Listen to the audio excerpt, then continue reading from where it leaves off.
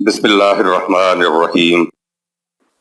مطالب الفرقان، سورہ مریم نمبر 19۔ قرآن مجید کی تفسیر خود قرآن مجید سے، آج علامہ غلام احمد پرویز صاحب۔ اخذ و تلخیص محمد اکبر دکشت بھارتواج، نظر ثانی ڈاکٹر انعام الحق۔ سورہ مریم نمبر 19 مکی۔ بسم اللہ الرحمن الرحیم۔ اے اللہ، میری تمام تر کوششوں کا مقصد ربوبیت عامہ کے لیے تیری صفات کو بانداز رحمانیت و رحیمیت معاشرے کے اندر ظہور میں لانا ہے۔ آیت نمبر 51۔ وَاذْكُرْ فِي الْكِتَابِ مُوسَىٰ إِنَّهُ كَانَ مُخْلَصًا وَكَانَ رَسُولًا نَبِيًّا۔ اور اے رسول، اس کتاب میں موسیٰ علیہ السلام کی سرگزشت بیان کر، یقیناً وہ بڑا ہی مخلص کھرا انسان اور ہمارا بھیجا ہوا نبی تھا۔ قرآن کو پہنچانے کی جہد سے منصب رسالت یا مقصد رسالت یا فریضہ رسالت تا قیامت امت کا فریضہ رہے گا۔ کہا رسول نبیہ، سورہ 19 آیت نمبر 51۔ ویسے تو ہر رسول نبی ہوتا ہے اور ہر نبی رسول ہوتا ہے، پھر یہ دونوں الفاظ اکٹھے کیوں آئے؟ عربی کے ایک عام لفظ کے وہ عام معنی ہوں گے جو اہل زبان اس کو استعمال کرتے ہوئے اپنے ہاں لیتے ہیں، لیکن جب وہ لفظ الف لام لگ کر اس میں معرفہ پراپر ناؤن بن جائے تو قرآن کریم کی ایک ٹرم یا اصطلاح بن جاتی ہے، تو اس کے وہ مختص معنی ہوں گے جو قرآن کریم نے بیان کیے ہیں۔ رسول کا لفظ عربوں کے ہاں عام لفظ ہے، اسم نکرہ کامن ناؤن ہے، جس کے عام معنی ایلچی، قاصد، پیغام رساں کے ہوتے ہیں۔ مثلا ہندوستان کا وزیر اعظم نہرو جب سعودی عرب کے دورے پر گیا تو اس کو رسول امین کہا گیا، یعنی میسنجر آف پیس۔ یہ تو ہوئے اس لفظ کے عام معنی۔ اس آیت میں رسولن کہا ہے، الرسول نہیں کہا گیا ہے، تو رسولن کے معنی تو پھر عام پیغامبر اور قاصد ہی کے ہوں گے۔ عربی زبان کے اعتبار سے اس عام پیغامبر میں دو باتیں شامل ہو جاتی ہیں۔ نمبر ایک، کسی کا کوئی پیغام کسی کو پہنچانے والا پیغامبر تو یہ عام رسول ہوا۔ نمبر دو، کسی شخص نے نبی سے وحی لے کر کسی ایک یا بہت سے لوگوں کو اور آگے پہنچا دیا تو یہ بھی عام پیغامبر ہوا اور عام رسول ہوا۔ خیال اس طرف جاتا ہے کہ خدا نے جنہیں عام رسول یا عام نبی کہا ہے ان کے لیے رسولن کا لفظ آیا ہے، یعنی عام پیغامبر تو وہ ہو سکتا ہے جو خود نبی نہ ہو، بلکہ اس نے ایک صاحب وحی نبی کا پیغام دوسروں کو پہنچایا ہے، تو خالی رسولن کے تو یہ معنی ہو جائیں گے، لیکن اس کے فوراً بعد کہا نبیًا۔ نبی کے معنی ہوتے ہیں خدا سے براہ راست علم وحی حاصل کرنے والا۔ اب رسولن نبیًا کے معنی واضح ہو گئے، یعنی ہر ایلچی نہیں، ہر قاصد نہیں، ہر پیغام رساں نہیں، بلکہ صرف وہ رسول جو خدا کے ہاں سے نبوت پاتا تھا، جس کو خدا کے ہاں سے براہ راست علم ملا، وحی ملی، اور اس علم یا وحی کو وہ لوگوں تک پہنچاتا ہے، تو یہ رسولن نبیًا سورہ 19 آیت 51 میں دونوں چیزیں اکٹھی ہو گئیں۔ دوسری بات یہ کہ قرآن نے رسولن نبیًا سورہ 19 آیت 51 میں رسول کی طرح نبی کا لفظ بھی عام معنی میں استعمال کیا ہے، گویا عام رسولوں کے ساتھ نبی کا لفظ عام معنی میں استعمال ہوا ہے۔ رسول سے متعلق تو بات سمجھ میں آ گئی کہ رسول کے فوراً بعد نبیًا کہا تو مطلب یہ ہوا کہ وہ رسول جو خدا سے وحی پا کر دوسروں تک پہنچاتا ہے، خدا کے پیغام کے سلسلے میں پیغام رسانی کا فریضہ ادا کرتا ہے۔ سوال یہ ہے کہ یہ رسولن نبیًا سورہ 19 آیت نمبر 51 میں نبی کے ساتھ رسول کیوں آیا ہے؟ دراصل نبی کی اصطلاح یہود کے ہاں استعمال ہوتی تھی، ان کے ہیکل میں ایک منصب نبی کا بھی تھا۔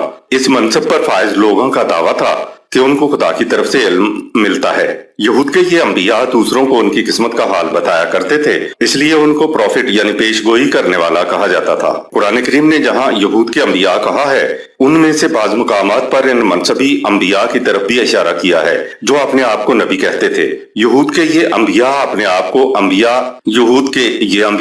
آپ کو سلسلہ انبیاء یعنی اصطلاحی نبوت میں شامل نہیں کرتے تھے، لیکن نبوت کے مدعی پھر بھی ہوتے تھے۔ خدا کی طرف سے براہ راست علم کے ملنے کا سلسلہ تو ذات محمد صلی اللہ علیہ وسلم پر ختم ہو گیا، اسی کو ختم نبوت کہتے ہیں۔ خدا کی وحی جو محمد صلی اللہ علیہ وسلم پر نازل ہوئی اور جو اب قرآن میں محفوظ ہے کو اگر کوئی دوسروں تک پہنچاتا ہے تو اس کا یہ پہنچانا ختم المرسلین کے منافی نہیں ہوگا۔ رسول اللہ صلی اللہ علیہ وسلم کے بعد اب رسالت کے معنی ہوں گے محمد صلی اللہ علیہ وسلم کے ذریعے خدا کی جو وحی ملی ہوئی ہے اسے دوسروں تک پہنچانا۔ इसको मनसब रसालत या मकसद रसालत या फरीजा रसालत कह लें, ये सब अब तबलीग रसालत के जुमरे में आएंगे। उम्मत मोहम्मद सल्लल्लाहु अलैहि वसल्लम का रसालत का फरीजा ता क़यामत बरकरार रहेगा। इस मफहूम में और रसालत नहीं बल्कि रसालत का सिलसिला क़यामत तक जारी रहेगा।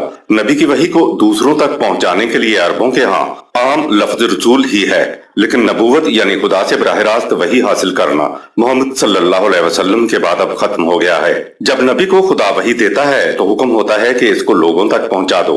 अगर तुमने ऐसा ना किया तो ये फरीज़ा रसालत की अदम अदायगी होगी। सूरा 5 आयत नंबर 67। लिहाजा नबी और रसूल में तफरीक नहीं की जा सकती। ये अल्फाज रसूलन नबीयन इसलिए साथ साथ लाए गए हैं कि कोई ये न कह सके कि इल्म तो खुदा की तरफ से मुझे मिलता है, लेकिन मुझे कहा यह गया है कि इस इल्म को सिर्फ अपनी जात तक रखो। रसूलन नबीयन सूरा 19 आयत नंबर 51। अल्फाज से मुराद ये है कि जो नबूवत का दावा करता है और किताब पेश नहीं करता तो वो खुदा की तरफ से भेजा हुआ नबी नहीं है।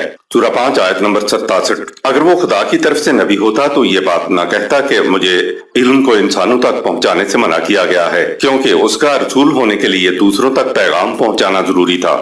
रसूलन नबीयन के मानी ये है कि अगर दावाए रसालत लेकर कोई तुम्हारे पास आए तो वो खुदा का रसूल तो हो सकता है, बशर्ते कि वो खुदा की तरफ से वही अल कुरान को तुम तक पहुंचाए।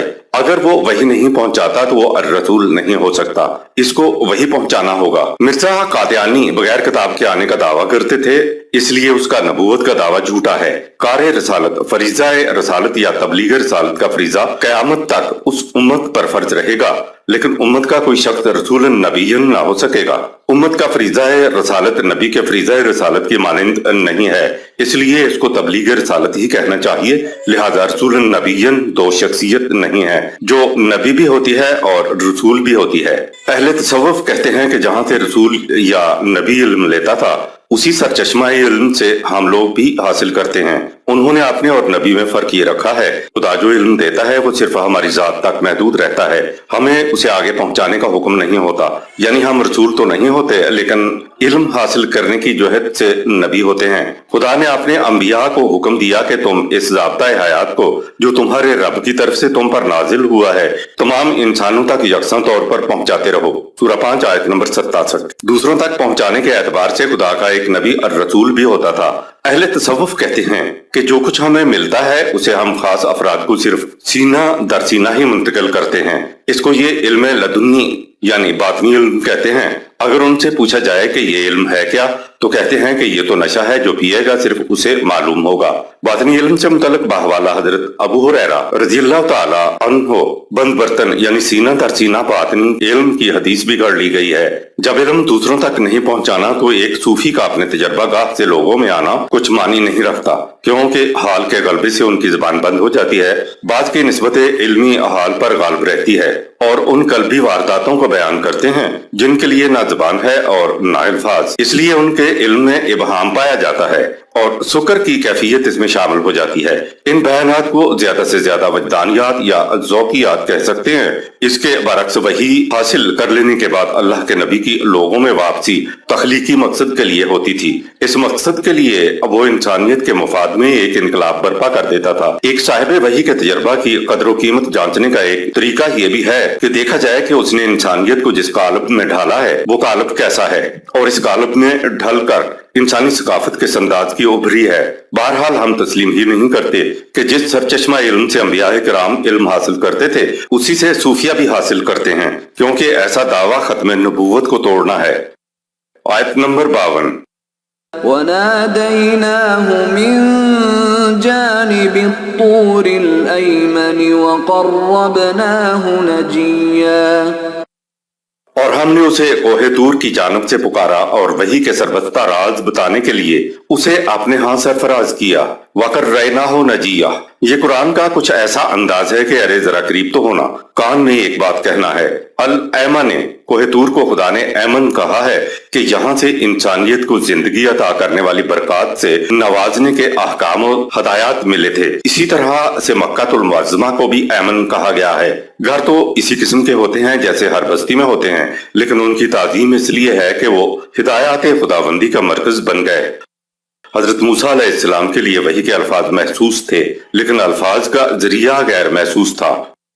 قریب اور دور کی نسبت تو دو محسوس اشیاء میں ہوتی ہے، خدا تو محسوس نہیں ہے، اس لیے قرب کا ترجمہ اپنے ہاتھ سرفراز کرنا کیا گیا ہے۔ ایک انسان دوسرے انسان سے راز کی بات کہے گا تو کتنا ہی اس راز کو مستور رکھے، کتنی ہی آہستہ آواز سے کہے، اس میں کچھ نہ کچھ تو محسوس چیز آواز آئے گی، کیونکہ سننے والا اور سنانے والا دونوں محسوس و مادی ہیں۔ اگر وہ محسوس آواز نہ ہو تو سننے والے کے کان تک آواز ہی نہیں پہنچ سکتی، اور اگر وہ محسوس آواز نہ ہو تو کوئی کتنا ہی قریب کیوں نہ ہو جائے تو یہ غیر محسوس آواز نہیں آ سکتی۔ اگر الفاظ غیر محسوس ہوتے تو حضرت موسیٰ علیہ السلام انہیں سن نہیں سکتے تھے، لہذا خدا کے موسیٰ علیہ السلام کے لیے وحی کے الفاظ محسوس تھے۔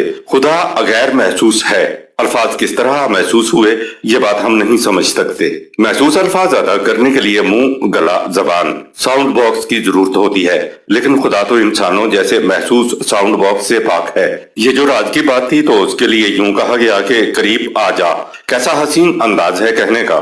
رسول اللہ صلی اللہ علیہ وسلم کے سلسلے میں اس راز کے متعلق یہ کہا کہ جبرائیل امین اس راز کو قلب نبوی صلی اللہ علیہ وسلم یعنی فواد کے اندر وحی کو اتارتا تھا۔ جبرائیل اور قلب نبوی صلی اللہ علیہ وسلم فواد دونوں محسوس پیکر نہیں ہیں۔ قلب فواد کیا ہے اس کا آج تک علم نہیں ہو سکا، البتہ اتنا معلوم ہے کہ قلب وہ ہے جو انسانی جسم میں فیصلے کرتا ہے۔ یہ معلوم نہیں ہو سکا کہ انسان کے جسم کا وہ کون سا حصہ ہے جو فیصلے کرتا ہے۔ ایک قلب وہ بھی ہے جو دھڑکتا ہے، وہی کے سلسلے میں قلب نبوی سے وہ دل مراد نہیں ہے جو دھڑکتا ہے بلکہ فؤاد مراد ہے۔ رسول اللہ صلی اللہ علیہ وسلم کے سلسلے میں بیچ کے سارے مادی ذرائع ہی نکل گئے، یعنی جبریل، وحی اور قلب نبوی سب غیر مادی اور غیر محسوس ہیں۔ قرآن کریم میں اسے الہا کہا گیا ہے۔ رسول اللہ صلی اللہ علیہ وسلم کے سلسلے وحی وصول کرنے میں کوئی مادی ذرائع یعنی چیز نہیں ہے، وہی سیدھی قلب نبوی صلی اللہ علیہ وسلم پر اترتی تھی۔ خدا کا پیغام الفاظ کی صورت میں فؤاد پر اترتا تھا، فؤاد میں داخل کر دیا جاتا تھا، اسی لیے اسے کلام اللہ کہا گیا ہے۔ حضرت موسیٰ علیہ السلام کے سلسلے میں جو قریب ہونے کا کہا گیا ہے تو قریب ہونے والے کے کان میں جو کچھ کہا گیا وہ محسوس الفاظ تھے، تبھی تو حضرت موسیٰ علیہ السلام الفاظ کو سن سکے۔ اس کو بھی خدا نے کلام اللہ سورہ 4 آیت نمبر 164 کہا ہے۔ یاد رکھے علماء لسانیات کے مطابق کوئی خیال، تصور انسان کے ذہن میں آ ہی نہیں سکتا جب تک اس کے پیچھے الفاظ نہ ہوں، اور کوئی لفظ اس کی زبان پر آ نہیں سکتا جب تک اس کے پیچھے خیال، تصور نہ ہو۔ اس لیے نبی کو دیا جانے والا علم الفاظ ہی میں ہوتا تھا۔ آیت نمبر 53 وَوَهَبْنَا لَهُ مِن رَّحْمَتِنَا أَخَاهُ هَارُونَ نَبِيًّا، اور اسے اپنی عنایت سے ہارون علیہ السلام جیسا بھائی مدد کے لیے عطا فرمایا جو خود بھی نبی تھا کہ جاؤ مہم کو سر کرو۔ آیت نمبر 54 وَاذْكُرْ فِي الْكِتَابِ إِسْمَاعِيلَ إِنَّهُ كَانَ صَادِقَ الْوَعْدِ وَكَانَ رَسُولًا نَبِيًّا۔ اور اے رسول اس کتاب میں اسماعیل علیہ السلام کی سرگزشت کو بیان کرو، یقیناً وہ اپنے قول کا سچا اور ہمارا بھیجا ہوا نبی تھا۔ انسان کے اندر فیصلہ کرنے اور وعدہ کرنے والی چیز ذات ہے جو کبھی نہیں بدلتی۔ قرآن کے نزدیک وعدے کی اتنی بڑی اہمیت ہے جس کا ہم انسان تصور بھی نہیں کر سکتے۔ خدا نے تو اپنے متعلق بھی کہہ دیا کہ تیرے رب کا حتمی وعدہ ہے جو پورا ہوگا۔ اگر پورا نہ ہو تو خدا سے بھی پوچھ سکتے ہو کہ تیرا وعدہ پورا کیوں نہیں ہوا۔ سورہ 25 آیت نمبر 16۔ اللہ اکبر، یہ ہے وعدہ، یہ ہے وعدے کی حیثیت اور یہ ہے وعدے کی اہمیت۔ انسان کے متعلق کسی نے کہا کہ یہ مین از اے ریشنل اینیمل، انسان دلائل دینے والا ہے، تو کسی نے کہا یہ کوکنگ اینیمل ہے، یعنی یہ کھانا پکا سکتا ہے، تو کسی نے کہا ٹول میکنگ اینیمل، یہ ہتھیار بنا سکتا ہے، تو نیتشے نے کہا he can tell his word, یہ وعدہ کر سکتا ہے۔ نیتشے کہتا ہے کہ ساری عمر وعدہ یاد رہتا ہے، اگر انسان بھول گیا ہے تو یاد کرانے پر وعدہ یاد آ جاتا ہے، لہذا انسان میں کوئی شے ایسی ضرور ہے جو کبھی نہیں بدلتی۔ یہ وہی شے ہے جو وعدہ پورا کرنے کی ذمہ دار ہوتی ہے، اور یہ ہے انسان کی ذات کی تعریف مسٹر برگسان نے یہ بتائی کہ چینج لیسنس ان چینج ہے، یہ ہے ذات، یہ ہے میں یہ ہے خودی جو کبھی نہیں بدلتی۔ 7 سالوں میں بلکہ اس سے بھی کبھی کم وقت میں انسان کا طبعی جسم مکمل طور پر بدل جاتا ہے، لیکن انسانی ذات تبدیل نہیں ہوتی۔ موت کے بعد انسان کا طبعی جسم تو اسی دنیا میں منتشر ہو جاتا ہے، لیکن یہ ذات ہی ہے جو اپنے اچھے یا برے اعمال کے نقوش کو لے کر آگے جاتی ہے۔ وعدے کے معنی ہی یہ ہیں کہ میں نہیں بدلوں گا، میں وہی رہوں گا جو کہا ہے۔ خدا کبھی نہیں بدلتا، ہمیشہ وہی رہتا ہے، اس لیے کہا خدا کا وعدہ یعنی قانون کبھی نہیں بدلتا، وہ وعدہ خلافی نہیں کرتا، یعنی خدا میں کبھی تبدیلی نہیں آتی۔ تو جو انسان خدا کی صفات کو اپنے اندر منعکس کر لے گا، اس کا پہلا نشان، پہلی علامت قرآن نے یہ بتائی کہ وہ اپنے وعدے کو ضرور نبھاتے ہیں، کبھی وعدہ خلافی نہیں کرتے۔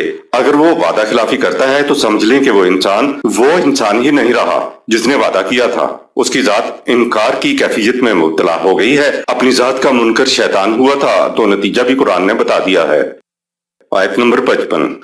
وَكَانَ يَأْمُرُ أَهْلَهُ بِالصَّلَاةِ وَالزَّكَاةِ وَكَانَ عِندَ رَبِّهِ مَرْضِيًّا۔ وہ اپنے ساتھیوں کو صلاۃ اور زکوٰۃ کی تلقین کرتا تھا اور اپنے رب کے قوانین سے یکسر ہم آہنگ تھا۔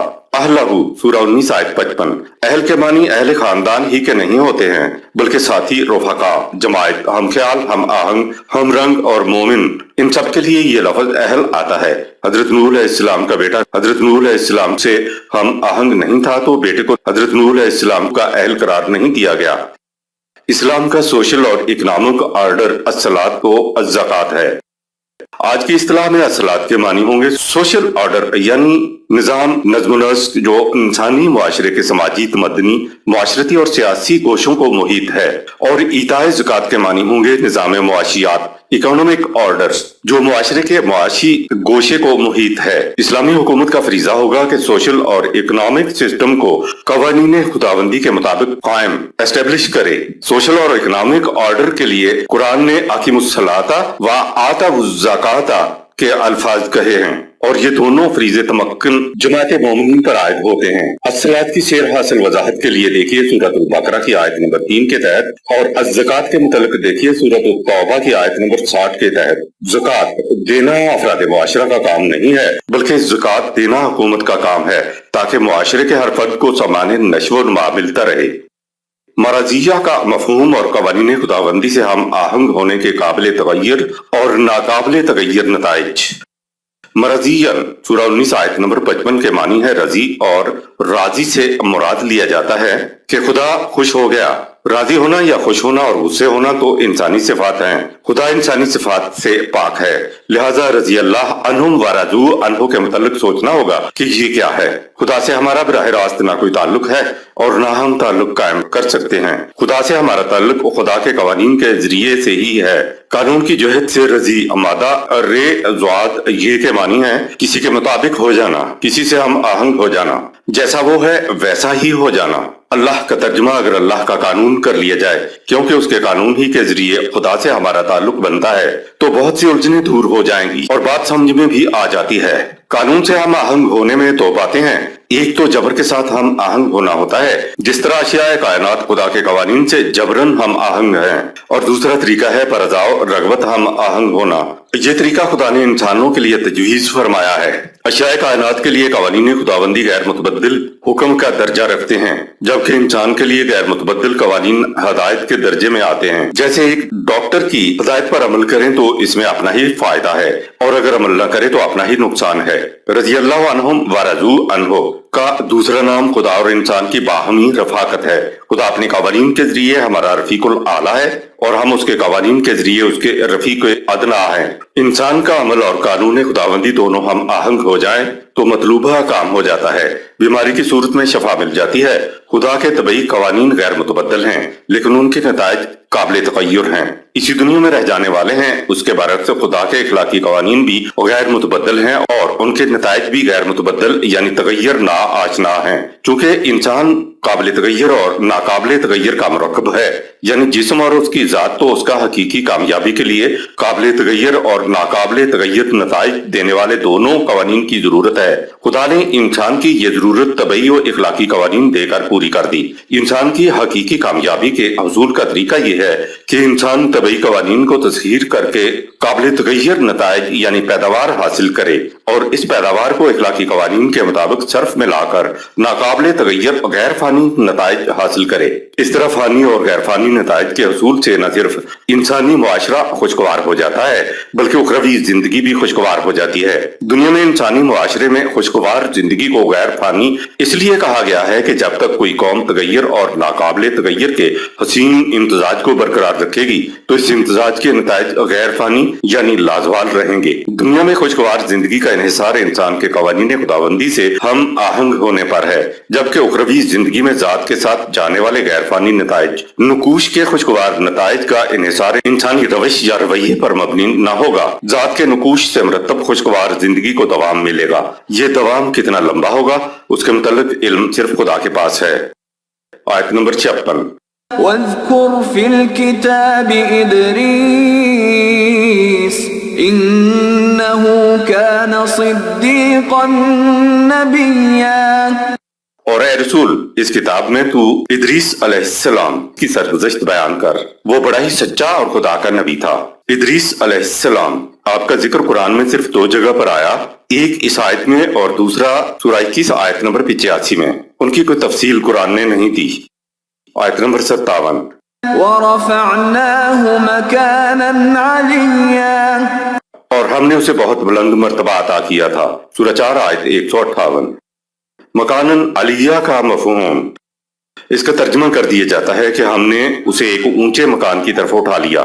ये तर्जमा गलत है। मकानन अलिया के मानी होते हैं मकाम बुलंद। ये मदारिज की बुलंदी के लिए आता है। रिफत मदारिज और रफी शान तो हमारे यहाँ भी कहते हैं। मकान से मुराद कोई खास प्लेस या जगह नहीं है। मसलन हमारे यहाँ बोलते हैं कि उसका मकाम तो बड़ा ही बुलंद है, तो उससे मुराद ये होता है कि वो दर्जात के लिहाज से उसका मकाम बड़ा ही बुलंद है। तो बुलंदी है मकान के मानी ये नहीं होता कि वो कोई मीनार होता है जिसके ऊपर किसी को पहुंचा दिया जाता है, बल्कि उसमें मदारिज की बुलंदी का जिक्र है। दीन में असल चीज खुदा का सही तस्वुर है। ये दीन की बुनियाद है। हम दीन पर आ नहीं रहे तो उसकी वजह यह है कि खुदा का सही तस्वुर हमारे ज़हन में नहीं है। कुरान की सबसे बड़ी अजमत यह है कि उसने खुदा का सही तस्वुर हमें दिया।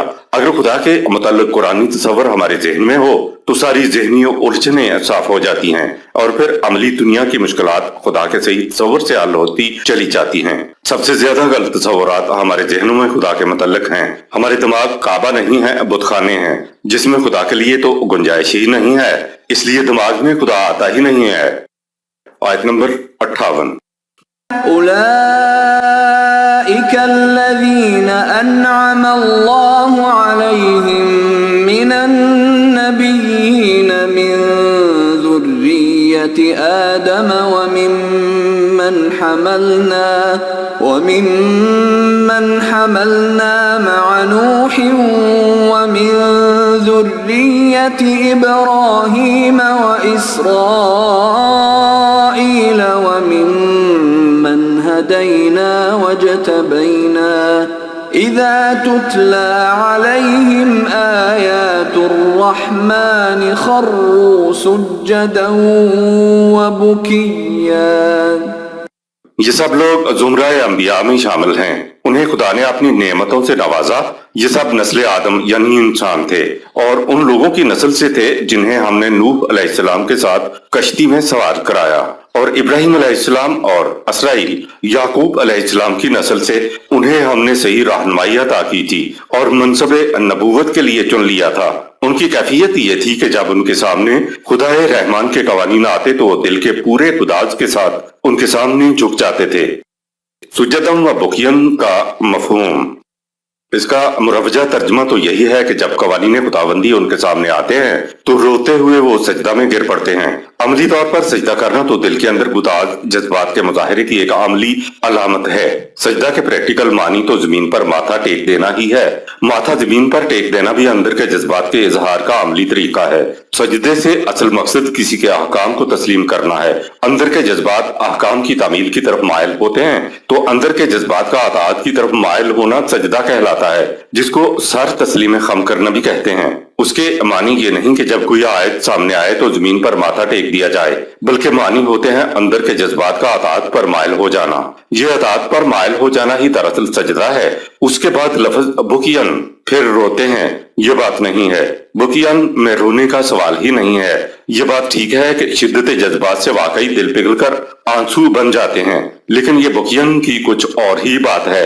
ایک تو تعبیل ارشاد جبری طور پر ہوتا ہے، اس میں بھی حکم کی تعبیل ہو رہی ہوتی ہے۔ دوسرا حکم یا بلاوا ہے، حیا علی الصلاۃ، حیا علی الفلاح۔ اس پر ایک مومن برضاؤ الرغبت لبیک کہتا ہوا آگے بڑھتا ہے تو تعبیل ارشاد یہ بھی ہے۔ دونوں میں فرق یہ ہے کہ ایک جبر کے تحت تعبیل ارشاد کر رہا ہے تو دوسرا دل کے جھکاؤ کے ساتھ تعبیل ارشاد کر رہا ہے۔ جسے دل کا جھکاؤ کہا گیا ہے اسے عربی زبان میں بکیان کہتے ہیں، یعنی اطاعت میں دل کا گداز بھی شامل ہو۔ اس میں اطاعت کا یہ انداز ہو کہ تیرا رب اس حقیقت پر شاہد ہے کہ یہ لوگ کبھی مومن نہیں ہو سکتے تاوقت کہ ان کی کیفیت یہ نہ ہو جائے کہ وہ اپنے ہر اختلافی معاملے کو تیرے سامنے لائیں، اور پھر ان کی کیفیت یہ ہو کہ جو فیصلہ بھی تو دے دے تو تیرے فیصلے کے خلاف ان کے دل تک میں بھی گرانی پیدا نہ ہو۔ یہ ہے بکیان، یہ ہے دل کا جھکاؤ۔ سامنے قوانین خداوندی آئیں تو رونے لگتے ہیں۔ یہ ترجمہ سورہ 25 آیت نمبر 73 کے خلاف ہے۔ مومن کی صفت تو یہ ہے کہ جب ان کے سامنے قوانین خداوندی بھی لائے جائیں تو ان پر اندھے بہرے بن کر بالکل نہیں گرتے۔ اندھا بہرا بن کر تو مومن خدا کے احکام کے سامنے بھی نہیں جھکتا، تو کیا جب خدا کے احکام سامنے آئیں گے تو رونے لگ جائیں گے؟ غیر طبعی موانعات یعنی ابلیس و شیطان انسان کے لیے رحمت ہیں۔ لفظ آدم کے معنی یہ نہیں ہے کہ آدم ایک شخص تھا اور ہم اس کی نسل سے ہیں، بلکہ حقیقت و آدم کے قصے میں آدم تمثیلی انداز میں بنی نوع انسانیت کا نمائندہ ہے، اور ابلیس و شیطان انسانی ذات کی ارتقاء کی راہ میں موانعات کے نمائندے ہیں۔ انسان کے خود اپنے ہی سرکش و باغی جذبات جو غیر طبعی ہیں، یعنی جو جنوں میں سے ہیں، نظر نہیں آتے۔ انسانی ذات کی نشو و نما کی راہ میں موانعات ہیں۔ انہوں نے انسان کے سامنے مسخر ہونے سے انکار کر دیا تھا۔ ان کو خدا نے شیطان و ابلیس کے نام سے پکارا ہے۔ انسان کا طبعی جسم طبعی موانعات کو مسخر کرتا ہوا اس درجہ تکمیل کو پہنچا جہاں اس کو خدا نے غیر طبعی ذات عطا کی۔ لہذا انسان کے طبعی ارتقاء کے دوران طبعی موانعات کا ہونا لازمی تھا، ورنہ زندگیوں کے مختلف پیکروں اور انسانی پیکر کی تکمیل نہ ہو پاتی اور انسان غیر مرئی ذات کا اہل نہ ہو پاتا۔ اس انداز سے طبعی موانعات کو اگر دیکھا جائے تو یہ طبعی مرحلے میں مختلف زندگیوں اور انسان کے لیے رحمت تھے، کیونکہ طبعی موانعات کی تذکیر کے بغیر یا طبعی موانعات کو مغلوب کیے بغیر مختلف زندگیوں کے موجودہ پیکر اور انسانی پیکر تک ارتقاء نہ ہو پاتا۔ جو انواع طبعی موانعات کو مسخر کر کے آگے نہ بڑھ سکیں ان کے لیے طبعی موانعات رحمت کی بجائے زحمت ثابت ہوئیں۔ ارتقاء کی دوڑ میں پیچھے رہ جانے والوں کو پیچھے رہ جانے کا شعور نہیں ہے۔ انسان طبعی جسم کی تکمیل کے بعد اور ذات ملنے کے بعد اب ارتقاء انسان کی غیر طبعی ذات میں ہونا قرار پائی۔ اگر طبعی انسان یا دیگر حیوانات کے سامنے طبعی موانعات نہ ہوتی تو یہ انسانی پیکر یا حیوانی پیکروں تک ارتقاء نہ کر پاتے، بلکہ کسی قسم کا ارتقاء ممکن ہی نہ تھا۔ جب سے انسان کو غیر مرئی یا غیر طبعی ذات ملی ہے تو انسان کے طبعی جسم کا اب مقصد اولین ذات کا ارتقاء ٹھہرا ہے۔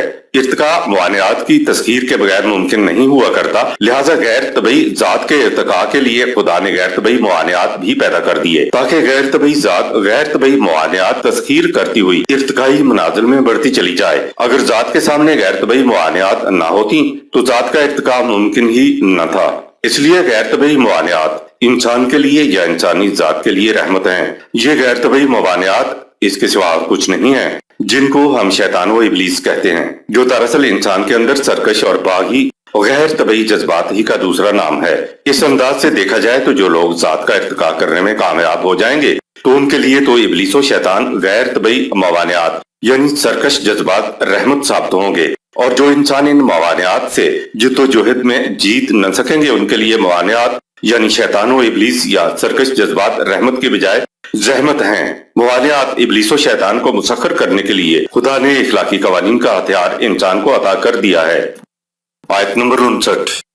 فخلف من بعدهم خلف أضاعوا الصلاة واتبعوا الشهوات فسوف يلقون غيا۔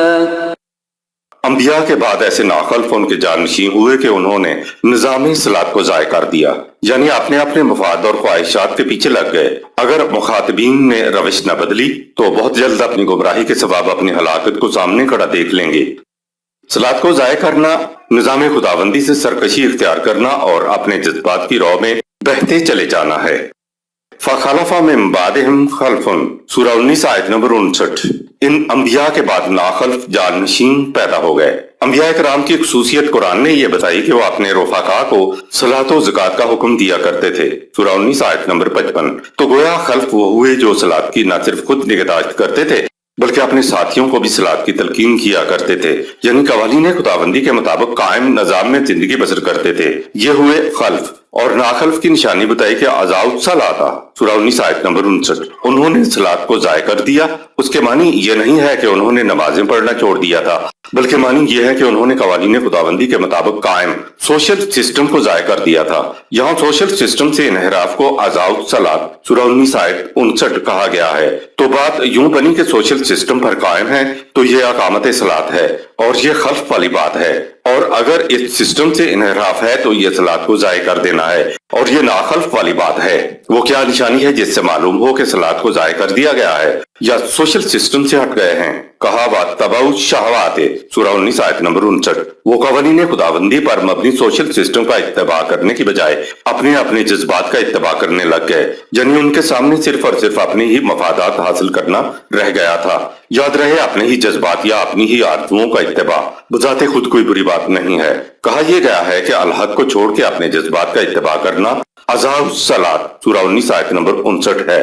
چنانچہ قرآن کے سواحل کے اندر رہ کر چلنا اقامت صلاۃ ہے، اور قرآن کے سواحل سے باہر نکل کر زندگی بسر کرنا صلاۃ کو ضائع کر دینا ہے۔ انسان اگر دنیا و آخرت کی بھلائی چاہتا ہے تو اسے اپنے جذبات کو الحق کے تابع رکھ کر ان سے کام لینا چاہیے۔ آیت نمبر 60۔ إلا من تاب وآمن وعمل صالحا فأولئك يدخلون الجنة ولا يظلمون شيئا۔ لیکن ان مخاطبین میں سے جو لوگ اپنی غلط روش سے ہٹ کر اس ضابطۂ قوانین پر ایمان لے آئیں گے اور ان کے مطابق صلاحیت بخش اعمال سر انجام دیں گے تو وہ دنیا و آخرت میں جنتی معاشرے میں داخل ہو جائیں گے، اور ان کے اعمال کے بدلے میں ذرا بھی کمی نہیں کی جائے گی۔ آیت نمبر 61۔ جنات عدن التي وعد الرحمن عباده بالغيب إنه كان وعده مأتيا۔ اور ہمیشہ رہنے والے غیب میں چھپے ہوئے جنتی معاشرے کا ایمان و عمل صالح کے بدلے خدائے رحمان نے اپنے بندوں سے وعدہ کر رکھا ہے، جس میں یقیناً دنیا و آخرت میں تم پہنچ کر رہو گی۔ غیب میں چھپی جنت کی طرف انسان نے اعمال صالحہ کے ذریعے خود سفر کر کے جانا ہوتا ہے۔ جنت عدن، سورہ 19 آیت نمبر 61۔ ہمیشہ رہنے والی جنت بالغیب، اس دنیا کا جنتی معاشرہ نظام خداوندی کے پروگرام کے ابتدائی مراحل میں نگاہوں سے اوجھل ہوتا ہے، ترتیب پاتے پاتے ہی ترتیب پاتا ہے، اور نتیجہ نکلتے نکلتے ہی نکلتا ہے۔ جہاں تک اخروی جنت کا تعلق ہے تو وہ بھی اس دنیاوی زندگی میں سامنے نہیں آ سکتی۔ یہی جنت عدن جو ابتدا میں پوشیدہ ہوتی ہے، غیب میں نشو و نما پانے کے لیے موجود ہوتی ہے۔ جس طرح بیج میں درخت مٹی میں دبا ہوا غیب میں نشو و نما پانے کے لیے موجود ہوتا ہے، ایمان و عمل صالح کے بیجوں میں پوشیدہ جنت کا خدائے رحمان نے وعدہ کیا ہوا ہے کہ جنت تشکیل پا کر رہے گی۔ کہا یہ گیا ہے کہ جس شے کا وعدہ کیا ہوا ہے اس تک تم پہنچ کر رہو گے۔ ماتیہ، یہ لفظ مفعول ہے تو یہ ترجمہ ٹھیک نہیں کہ جنت یا خدا کا وعدہ سفر کرتے کرتے تمہارے پاس پہنچ کر رہے گا، بلکہ معنی یہ ہے کہ تم خود سفر کرتے اس تک پہنچ جاؤ گے۔ ایک مثال سے سمجھیے، گاڑی میں پنڈی سے لاہور کے لیے سوار ہوتے ہیں تو پہلے جہلم آ جاتا ہے، پھر گجرات آتا ہے، پھر گجراوالا آ جاتا ہے۔ یہ تینوں شہر تو اپنی جگہ ٹھہرے ہوتے ہیں، دراصل ہم گاڑی میں بیٹھ کر خود ان شہروں کے اسٹیشنوں پر پہنچ رہے ہوتے ہیں۔ تو یہ ہے ماتین، یعنی جنت عدن یا خدا کا وعدہ تمہاری طرف سفر نہیں کر رہا ہوتا، بلکہ تم خود سفر کر کے جنت یا خدا کے وعدے کی طرف جاتے ہو۔ صحیح راہ پر اعمال کرتے ہوئے खुद इंसान ने सफर करके जन्नत या जहन्नम की तरफ जाना होता है। आयत नंबर 62। لا يسمعون فيها لغوا إلا سلاما ولهم رزقهم فيها بكرة وعشيا۔ उस दुनिया व आखिरत के जन्नती माशरे में कोई नाशाइस्ता बात नहीं सुनेंगे। इसमें हर काम इंसानी जात की तकमील का जरिया और इंसानियत के लिए मौजबे अमन व सलामती होगा और हर एक को सामान्य नशोनुमा मुसलसल और मुतवातर मिलता रहेगा। लगवन लगव अरबों के यहाँ ये बड़ा जामे लफ्ज है। हमारी जुबान में इसे लायानी या बेमानी कहते हैं। बुनियादी तौर पर तो ये चिड़ियों की चीं चीं करने को कहते हैं जिनकी चीं चीं की समझ ही न लगती हो। लायानी, बेमानी और बेमकसद सब इस लगव में आ जाते हैं। रिज़्क़ुहुम फ़ीहा बुकरतन व अशिया, यानी सुबह शाम। सुबह शाम एक मुहावरा है जिससे मुराद है कि रिज़्क़ तसलसल के साथ बिला इनक़ता मिलेगा, हमेशा मिलेगा। इन अल्फाज में दवाम के मानी आ जाते हैं। मसलन होता है तमाशा शब रोज मेरे आगे, यानी कभी कभी तमाशा नहीं होता बल्कि हमेशा तसलसल के साथ मेरे सामने तमाशा होता है। आयत नंबर 63। तिल्कल जन्नतु अल्लती नूरिसु मिन इबादिना मन कान तक़िया। यह है वो जन्नत जिसका वारिस हम अपने बंदों में से उनको बनाते हैं जो हमारे कवानीन की निगहदाश्त करके जिंदगी की तबाहियों से बच जाएं। आयत नंबर 64। वमा नतनज़्ज़लु इल्ला बिअम्रि रब्बिक लहू मा बैन अयदीना वमा खल्फना वमा बैन ज़ालिक वमा कान रब्बुक नसिया।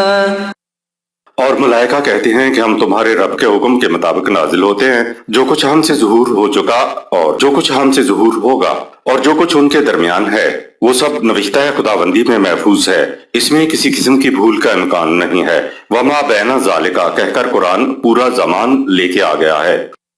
आयत नंबर 65। रब्बुस समावाति वल अर्दि वमा बैनहुमा फअब्दुहु वस्तबिर लिइबादतिहि हल तअलमु लहू समिया। कायनात की पस्तियों और बुलंदियों और जो कुछ उनके दरमियान है वो सबको नशो नुमा देने वाला है। इसी को हक पहुंचता है कि उसकी महकूमियत इख्तियार की जाए और उसकी महकूमियत पर से बात और इस्तिकामत से जमे रहो। क्या तुम्हारे इल्म में कोई और भी है जो उस जैसा हो? आयत नंबर 66। वयक़ूलुल इंसानु अइज़ा मा मित्तु लसौफ़ उख़्रजु हय्या। आखिरत का मुनकर इंसान कहता है कि क्या जब मैं मर जाऊंगा तो फिर जिंदा करके उठाया जाऊंगा। आयत नंबर 67। अवला यज़्कुरुल इंसानु अन्ना खलक़नाहु मिन क़ब्लु वलम यकु शैआ। क्या इंसान को ये बात याद नहीं रही कि हम उसे इससे कबल पैदा कर चुके हैं, हालांकि ये पैदा इससे कबल वो कुछ भी नहीं था। तो मौत के बाद जिंदा कर देना हमारे लिए क्या मुश्किल है। आयत नंबर 68। फवरब्बिक लनहशुरन्नहुम वश्शयातीन ثم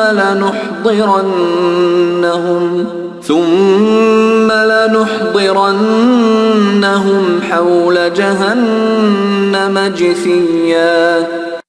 पस है रसूल तेरा रब शाहिद है कि हम उनको और उनके बागी सरगुनों को घेर कर जंग के मैदानों में जरूर इकट्ठा करेंगे और फिर उन्हें घुटनों के बल झुकाए हुए जिल्लत ख्वारी के जहन्नम के गिर्द ला खड़ा करेंगे। सूरा 45 आयत नंबर 28। उखरवी जिंदगी में भी उनकी यही हालत होगी। जेसिया शिकस्त खुर्दा, घुटनों के बल झुके हुए, जिल्लत ख्वारी। आयत नंबर 69। ثم لننزعن من كل شيعة أيهم أشد على الرحمن عتيا۔ फिर उनकी मुख्तलिफ पार्टियों के सरगुनों को जो खुदाए रहमान के निजाम के मुखालफत में सबसे ज्यादा सख्त थे बाकी मुजरिमीन से अलग कर देंगे। आयत नंबर 70। ثم لنحن أعلم بالذين هم أولى بها صليا۔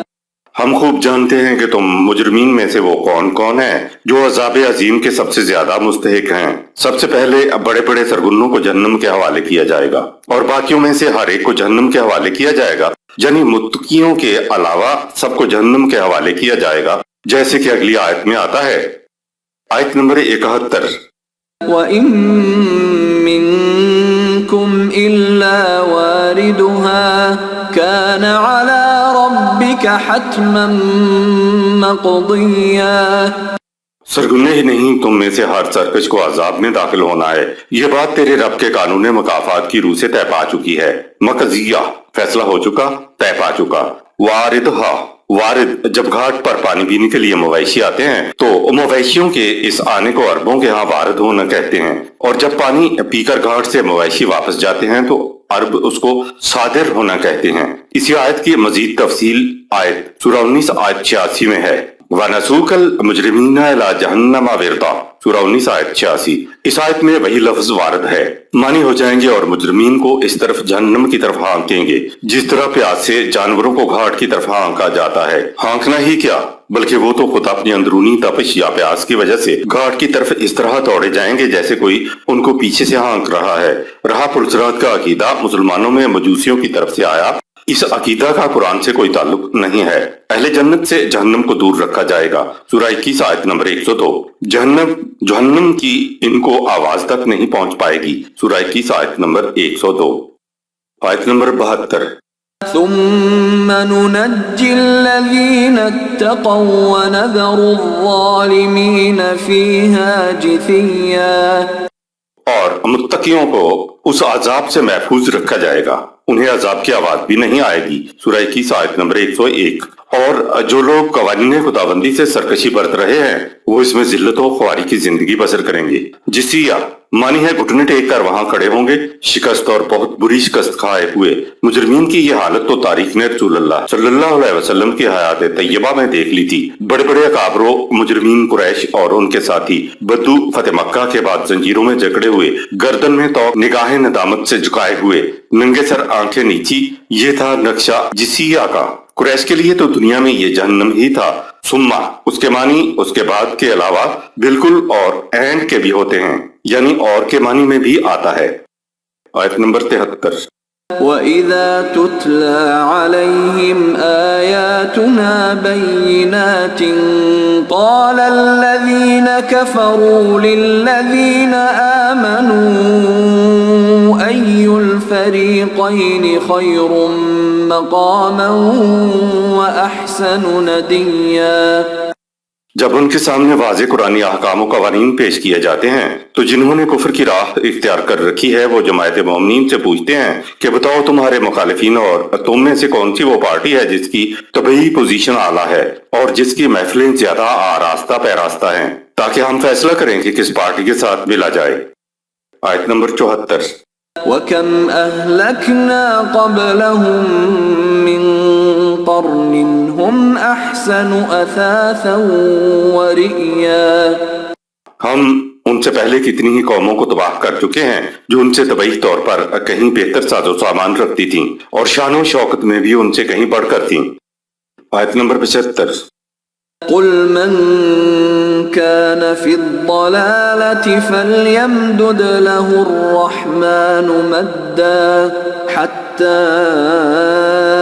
إِذَا رَأَوْا مَا يُوعَدُونَ إِمَّا الْعَذَابَ وَإِمَّا السَّاعَةَ فَسَيَعْلَمُونَ مَنْ هُوَ شَرٌّ مَّكَانًا وَأَضْعَفُ جُنْدًا۔ کہہ دو جو غلط راستہ اختیار کیے رہتے ہیں تو خدائے رحمان کا قانون یہ ہے کہ فوراً گرفت کی بجائے وہ انہیں مہلت دیتا ہے یہاں تک کہ روش تبدیل نہ کریں تو اس تباہی کو وہ اپنے آنکھوں سے دیکھ لیتے ہیں جن سے ان کو متنبع کیا جاتا تھا۔ پہلے ہلکی سزا تاکہ باز آ جائیں، پھر ہلاکت انگیز عذاب عنقریب اسی دنیا میں یہ جان لیں گے کہ کس کی پوزیشن بدتر ہے اور کس کا جتھا کمزور ہے۔ شرم مکانن پوزیشن کے لحاظ سے بدتر کمزور، خیرم مکانن پوزیشن کے اعتبار سے اعلیٰ و برتر مضبوط۔ عذاب کے معنی ہے تباہیوں کے چھوٹے چھوٹے جھٹکے تاکہ شاید ان جھٹکوں سے ہی اپنی غلط روش کو تبدیل کر لیں۔ ساعتا وہ آخری گھڑی جس کے بعد پھر قوموں کو زندگی نصیب نہیں ہوتی، ایسی قوموں پر پھر زندگی حرام ہو جاتی ہے۔ چھوٹے چھوٹے جھٹکے قوموں کی زندگی میں انسانی جسم میں درد کی مانند ہوتے ہیں۔ درد کا احساس ہوتا ہے تو ازالہ کی طرف انسان جاتا ہے، اگر درد ہی نہ ہو تو ازالہ کی طرف انسان نہیں جاتا، چاہے اندر ہی اندر کتنا نقصان ہو رہا ہو۔ تو یہ درد، یہ چھوٹے چھوٹے جھٹکے، یہ انسان کے لیے، قوموں کے لیے اللہ کی رحمت ہوتے ہیں، جس سے احساس جاگتا ہے کہ معاملہ کچھ غلط جا رہا ہے، اور پھر انسان یا اقوام کو ازالے کی طرف آ جانا چاہیے۔ اگر یہ نہ ہو تو سیدھی بربادی کے بعد ازالے کی گنجائش ہی نہیں ہوتی۔ آیت نمبر 76۔ وَيَزِيدُ اللَّهُ الَّذِينَ اهْتَدَوْا هُدًى وَالْبَاقِيَاتُ الصَّالِحَاتُ خَيْرٌ عِندَ رَبِّكَ ثَوَابًا وَخَيْرٌ مَرَدًّا۔ جو لوگ صحیح روش زندگی اختیار کرتے ہیں تو خدا کا قانون ہدایت ان پر فلاح و کامرانیوں کی بہت سی راہیں کشادہ کیے چلا جاتا ہے، اور ہمیشہ باقی رہنے والا بہترین سامان حیات وہی ہے جس سے خدا کے قانون ربوبیت کے مطابق انسانی صلاحیتوں کی نشو و نما ہوتی ہے، اور انجام کار ابھی یہی سب سے زیادہ نفع بخش ہوتا ہے۔ والباقیات الصالحات، سورہ 19 آیت نمبر 76۔ دراصل صالحیت وہی ہوتی ہے جو باقی رہنے والی ہو، جس میں تغیر نہ آئے، ہمیشہ باقی رہنے والی ہو، اسے بقا کہتے ہیں۔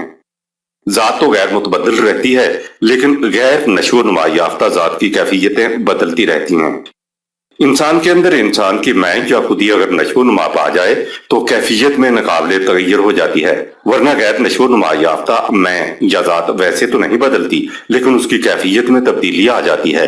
مثلا میں نے اپنے آپ سے کہا یا آپ نے آپ سے وعدہ کیا کہ صبح 5 بجے اٹھنا ہے، وقت پر آنکھ کھلتی ہے لیکن میں فیصلہ کرتا ہوں کہ تھوڑا اور سو لیا جائے۔ میں نے اپنے آپ سے صبح 5 بجے اٹھنے کا وعدہ کیا تھا، آنکھ کھلنے پر اور مزید سونے کا فیصلہ کرتے وقت میں تو غیر متبدل، چینج لیس ان چینج ہی رہی، لیکن اس کی کیفیت وہ نہیں رہی جو کیفیت صبح 5 بجے اٹھنے کا وعدہ کرتے وقت تھی۔ وعدہ خلافیوں سے انسان کی ذات نہیں بدلتی، اس کی کیفیت بدل جاتی ہے۔ ایک نشو و نما یافتہ ذات کی کیفیت ہمیشہ یکساں رہتی ہے، یعنی اس کی کیفیت نہیں بدلتی۔ ذات کی کیفیت کا بدلتے رہنا ہی تو منافقت ہے، کفر ہے، وعدہ خلافیاں ہیں۔ فانی اشیاء سے دوسروں کی ضرورتیں پوری کرنے سے ذات کی نشو و نما ہوتی ہے۔ ثوابم و خیر مردن، سورہ 19 آیت نمبر 76۔ انسان قوانین خداوندی کے اطاعت میں جو کچھ انویسٹ کرتا ہے، مثلا اپنا وقت، مال، جسم کی محنت یا دماغی صلاحیتیں، تو یہ انویسٹ ہونے والی ساری اشیاء فان ہیں، یعنی ختم ہو جانے والی ہیں، لیکن انویسٹمنٹ سے جو ریٹرن ملتا ہے، اور ریٹرن ذات کی نشو و نما ہے، ذات کی نشو و نما کا حصول ثواب ہے، یہ باقی رہنے والی چیز ہوتی ہے، اور خیر بھی ہوتی ہے، یعنی نفع بخش بھی ہوتی ہے۔ خیرون مردن، سورہ 19 آیت 76۔ الفاظ نے ثواب کا مفہوم خود متعین کر دیا۔ ردن کے معنی ریٹرن ہے، اس لفظ سے ہی تردید کا لفظ بھی ہے، جس کے معنی ہے کسی کی بات کو اس کے منہ پر مار دینا، یعنی کسی کی بات کو الٹا لوٹا دینا۔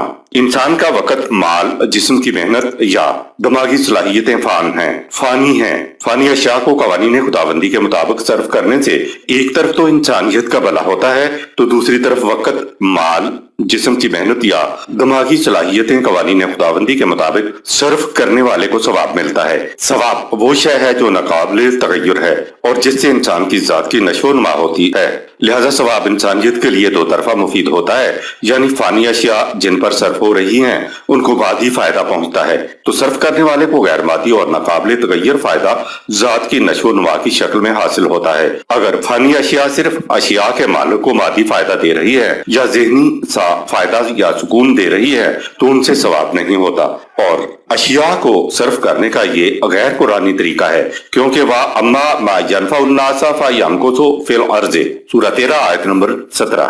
بقا صرف اس عمل کو ہے جو نوع انسانیت کے لیے مفید ہو۔ آیت نمبر 77۔ أفرأيت الذي كفر بآياتنا وقال لأوتين مالا وولدا۔ کیا تم نے دیکھا اس شخص کو جو ہمارے قوانین کا انکار کرنے کے باوجود یہ دعویٰ کرتا ہے کہ اسے مال و دولت بھی فراواں ملتا رہے گا اور اولاد اس کا جتھا بھی کثرت میں رہے گا۔ والدن، سورہ 19 آیت نمبر 77۔ اولاد کی کثرت، قبائلی زندگی ایک خاندان پر مشتمل ہوتی ہے، پھر یہ خاندان بھی اپنی ہی اولاد پر مشتمل ہوتا تھا، اسی سے قبیلہ بنتا۔ آج کی اصطلاح میں اس کو جتھا کہہ لیں یا سیاسی انداز میں اس کے لیے بہترین لفظ اکثریت ہے۔ آیت نمبر 78۔ اطلع الغیب ام اتخذ عند الرحمن عہدا، کیا اس سے اس باب میں کہیں سے غیب کا علم حاصل ہو گیا ہے، یا اس نے خدائے رحمان سے کوئی اقرارنامہ لکھوا رکھا ہے کہ اس کے گمان کے مطابق ہی ہوتا رہے گا۔ آیت نمبر 89۔ کلا سنکتب ما یقول ونمد له من العذاب مدا، یہ جو کچھ کہتا ہے یا سمجھتا ہے بالکل غلط ہے، ہم اس کی ایک ایک بات کو لکھتے چلے جاتے ہیں اور اس وقت اس کو ڈھیل دے کر اس کے عذاب میں اضافہ کیے جا رہے ہیں۔ آیت نمبر 80۔ وَنَرِثُهُ مَا يَقُولُ وَيَأْتِينَا فَرْدًا، جن چیزوں مال و اولاد کا وہ مدعی ہے، مہلت کے وقفے کے بعد اس کے ہم ہی وارث ہوں گے، اور وہ اپنے اعمال کو لے کر ہمارے سامنے بالکل تنہا آئے گا۔ آیت نمبر 81۔ وَاتَّخَذُوا مِن دُونِ اللَّهِ آلِهَةً لِيَكُونُوا لَهُمْ عِزًّا، ان لوگوں نے خدا کے سوا اوروں کو بھی صاحب اقتدار تسلیم کر رکھا ہے تاکہ وہ ان کے ذہن کے مطابق ان کے لیے تقویت کا موجب بنے۔ انسان کے اپنے اندر اگر تقویت نہ ہو تو وہ خارجی سہاروں کے ذریعے بذہن خود یہ سمجھتا ہے کہ تقویت مل گئی ہے، عزت مل گئی ہے، اس لیے وہ اپنے باطل خیال میں سہاروں کی تلاش میں رہتا ہے۔ آیت نمبر 82۔ كلا سيكفرون بعبادتهم ويكونون عليهم ضدا، جیسا یہ خیال کیے بیٹھے ہیں ایسا ہرگز نہیں ہے، بلکہ جن کی یہ محکومیت اختیار کیے ہوئے ہیں وقت آنے پر ان کی اطاعت گزاری سے انکار کر دیں گے اور الٹے ان کے مخالف ہو جائیں گے۔ آیت نمبر 83۔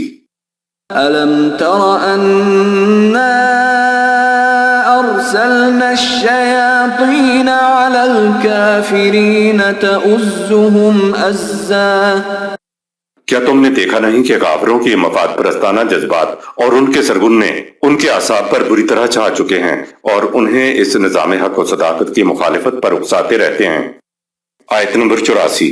فلا تعجل عليهم إنما نعد لهم عدا، سو اے رسول تو ان کی تباہی کے باب میں جلدی نہ کر، دیر اس لیے ہو رہی ہے کہ ہم قانون مہلت کے مطابق ان کے دن گن رہے ہیں۔ آیت نمبر 85۔ يوم نحشر المتقين إلى الرحمن وفدا، وہ وقت آنے والا ہے جب متقیوں کو ہم اپنے ہاں نوازشات کے لیے نہایت تعظیم و تکریم کے ساتھ ایک وفد کی صورت میں جمع کریں گے۔ آیت نمبر 86۔ ونسوق المجرمين إلى جهنم وردا، اور مجرمین کو اس طرح جہنم کی طرف ہانکیں گے جس طرح پیاسے جانوروں کو گھاٹ کی طرف ہانکا جاتا ہے۔ آیت نمبر 87۔ لا يملكون الشفاعة إلا من اتخذ عند الرحمن عهدا، اس دن کوئی کسی کی مدد کے لیے ساتھ کھڑا نہیں ہو سکے گا بجز اس کے جس نے خدائے رحمان سے کوئی عہد لے رکھا ہو، اور ایسا عہد رحمان نے کسی کو نہیں دے رکھا۔ شفاعت کے بارے میں ملاحظہ فرمائیں سورۃ البقرہ کی آیت نمبر 48 کے تحت۔ آیت نمبر 88۔ وقالوا اتخذ الرحمن ولدا، اور ان میں ایسے بھی ہیں جو غلط طور پر کہتے ہیں کہ خدائے رحمان نے مسیح ابن مریم کو اپنا بیٹا بنا رکھا ہے۔ آیت نمبر 99۔ لقد جئتم شيئا إدا، ان سے کہو یہ کس قدر سنگین بات ہے جو تم نے گڑھ رکھی ہے۔ آیت نمبر 90۔ تكاد السماوات يتفطرن منه وتنشق الأرض وتخر الجبال هدا، یہ ایسی سنگین بات ہے کہ جس سے آسمان پھٹ پڑے، زمین کا سینہ شک ہو جائے اور پہاڑ ریزہ ریزہ ہو کر دھماکے سے گر پڑے۔ سورہ 42 آیت نمبر 5۔ آیت نمبر 91۔ أن دعوا للرحمن ولدا، خدا کی طرف سے اولاد کی نسبت کرنا بہت سنگین بات ہے۔ آیت نمبر 92۔ وما ينبغي للرحمن أن يتخذ ولدا، یہ بات ہرگز ہرگز خدا کے شایع نشان نہیں کہ وہ اپنے لیے بیٹا بنائے۔ آیت نمبر 93۔ إن كل من في السماوات والأرض إلا آتي الرحمن عبدا۔ اس کے تو اقتدار کا یہ عالم ہے کہ کائنات کی کوئی شے ایسی نہیں جو اس کی غلامی کا توق اپنی گردن میں ڈالے ہوئے اس کے حضور سر چکائے نہ کھڑی ہو۔ آیت نمبر 94۔ لقد أحصاهم وعدهم عدا۔ اس کے محیط عقل اقتدار نے ہر شے کو گھیر رکھا ہے اور اس کے قانون مکافات نے ایک ایک کا شمار کر رکھا ہے۔ آیت نمبر 95۔ وَكُلُّهُمْ آتِيهِ يَوْمَ الْقِيَامَةِ فَرْدًا۔ اور ظہور نتائج کے وقت تمام انسان اپنے اعمال کے بدلے کے لیے اس کے سامنے تنہا آئیں گے۔ آیت نمبر 96۔ إِنَّ الَّذِينَ آمَنُوا وَعَمِلُوا الصَّالِحَاتِ سَيَجْعَلُ لَهُمُ الرَّحْمَنُ وُدًّا۔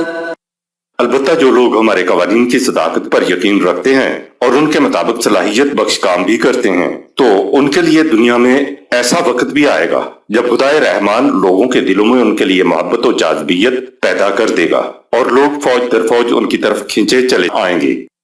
آیت نمبر 97۔ فَإِنَّمَا يَسَّرْنَاهُ بِلِسَانِكَ لِتُبَشِّرَ بِهِ الْمُتَّقِينَ وَتُنذِرَ بِهِ قَوْمًا لُدًّا۔ بس ہم نے اس کتاب کو تیری زبان میں سمجھنے کے لیے بڑا آسان کر دیا ہے تاکہ تو جماعت مومنین کو ان کے حسن عمل کے خوشگوار نتائج کی خوشخبری دے دے۔ جو سچائی کے مقابلے میں ہٹ اور ضد پر اڑے ہوئے ہیں انہیں ان کے غلط روش کے تباہ کن نتائج سے آگاہ کر دے۔ آیت نمبر 98۔ وَكَمْ أَهْلَكْنَا قَبْلَهُمْ مِنْ قَرْنٍ هَلْ تُحِسُّ مِنْهُمْ مِنْ أَحَدٍ أَوْ تَسْمَعُ لَهُمْ رِكْزًا۔ اور ہمارے قانون مکافات کے مطابق ان سے پہلے ہو گزری کتنی قومیں تباہ و برباد ہو چکی ہیں، کیا اب ان میں سے تمہیں کوئی قوم بھی دکھائی دیتی ہے یا ان کی بھنک تک بھی تمہارے کان میں پڑتی ہے؟ صدق اللہ العظیم۔ یہاں سورہ مریم اختتام پذیر ہوئی۔